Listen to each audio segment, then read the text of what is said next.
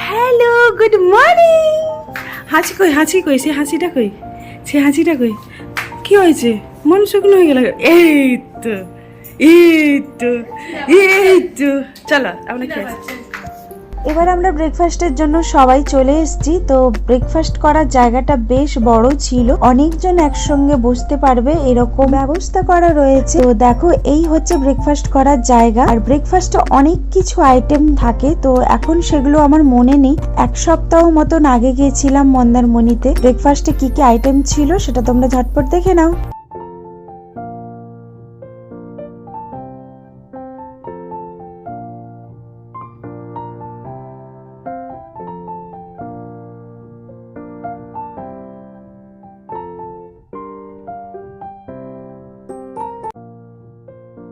আর বাকিটা পরের পার্টে শেয়ার করব। আজ ভিডিওটা এই পর্যন্ত। সবাইকে টাটা।